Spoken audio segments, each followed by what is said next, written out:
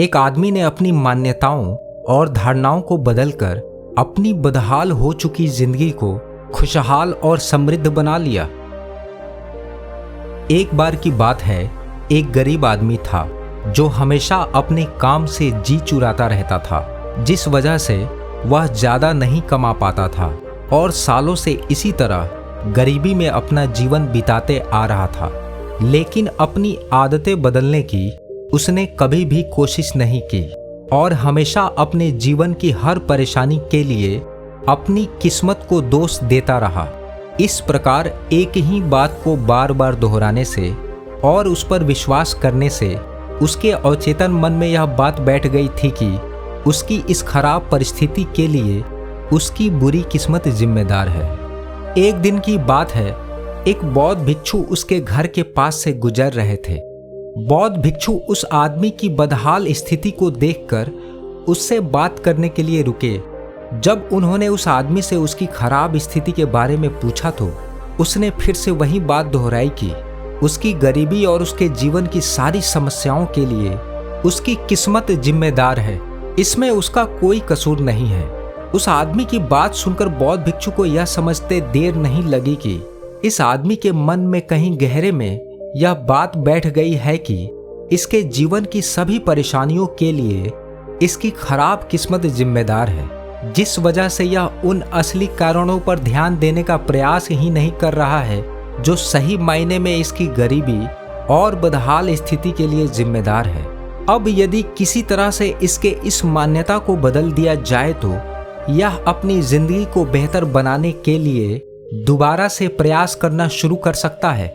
इतना सोचकर बौद्ध भिक्षु ने पहले तो उस आदमी को दिलासा दिया और फिर उससे पूछा, अच्छा एक बात बताओ, जंगल का राजा शेर जिसे प्रकृति ने इतना शक्तिशाली और सामर्थ्यवान बनाया है, जिसके मजबूत पंजों से शिकार का बचना नामुमकिन सा होता है, यदि वह आलस दिखाते हुए अपनी मांद में पड़ा रहे और शिकार का अपने पास आने का इंतजार करे तो क्या शिकार खुद चलकर उसके पास आएगा? आदमी ने कहा, नहीं गुरुवर, ऐसा कभी नहीं होगा। इस पर बौद्ध भिक्षु ने कहा, बिल्कुल सही कहा तुमने, ऐसा कभी नहीं होगा कि शिकार खुद चलकर उसके पास आए, बल्कि तुम्हें यह जानकर बड़ी हैरानी होगी कि उसे भी अपना पेट भरने के लिए घंटों तक घात लगाना पड़ता है। और इतना ही नहीं, कई कई बार और कभी कभी तो कई कई दिनों तक लगातार असफल प्रयास करने के बाद तब कहीं जाकर उसे एक बार अपने शिकार को पकड़ने में सफलता हासिल होती है। अब जरा इस बात पर गौर करो कि यदि वह एक दो बार अपने प्रयासों में असफल होने के बाद हार मान लेता और आलस दिखाते हुए अपनी मांद में पड़ा रहकर इसके लिए अपनी खराब किस्मत का वास्ता देता तो क्या यह सही होता? क्या वास्तव में उसकी किस्मत खराब थी या उसने पूरे मन से सफलता मिलने तक प्रयास नहीं किया? आदमी ने कहा, नहीं गुरुवर, उसकी किस्मत खराब नहीं थी, बल्कि उसने पूरे मन से सफलता मिलने तक प्रयास नहीं किया। यह सुनकर बौद्ध भिक्षु मुस्कुराते हुए उस आदमी से बोले, वास्तव में ठीक इसी तरह तुम्हारी किस्मत भी खराब नहीं है, बल्कि अपने आलसी स्वभाव के कारण तुमने पूरे मन से अपने जीवन में आगे बढ़ने के लिए कभी प्रयास ही नहीं किया और हमेशा अपनी बुरी किस्मत का हवाला देते रहे। अतः तुम्हारे लिए यही बेहतर होगा कि तुम अपने आलस को छोड़कर सही दिशा में कड़ी मेहनत करो। इस तरह यदि तुमने पूरे मन से ऐसा किया तो तुम्हें सफलता अवश्य मिलेगी, क्योंकि हमेशा याद रखो कि भगवान उन्हीं की मदद करते हैं जो स्वयं अपनी मदद करने के लिए तैयार रहते हैं। इतना कहकर बौद्ध भिक्षु वहां से चले गए, लेकिन उस आदमी ने उनकी बातों पर भरोसा किया और उनके द्वारा कहे गए प्रत्येक शब्द को अपने हृदय में उतार लिया।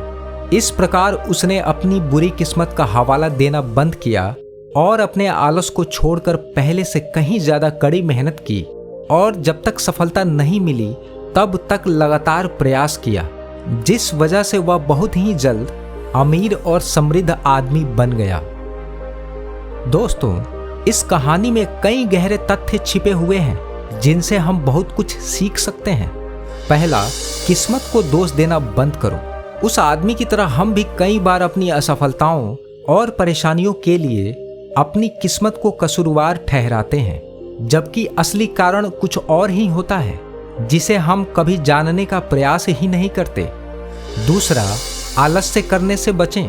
अगर उस आदमी ने पहले ही अपने आलस को छोड़कर कड़ी मेहनत की होती तो शायद वह सालों पहले खुशहाल जीवन जी रहा होता। इसलिए आलस्य करने से बचें, क्योंकि यह हमें अपनी पूरी क्षमता का उपयोग करने से रोकता है। तीसरा, मेहनत का कोई दूसरा विकल्प नहीं है। बौद्ध भिक्षु ने उस आदमी को समझाया कि मेहनती आदमी से ही भगवान भी खुश होते हैं, अर्थात एक न एक दिन मेहनत करने वालों को सफलता जरूर मिलती है। इसलिए मेहनत को अपने जीवन का हिस्सा बनाएं। चौथा, स्वयं पर भरोसा करें। अपनी किस्मत या दूसरों को दोष देने से कभी भी समस्या का समाधान नहीं होता।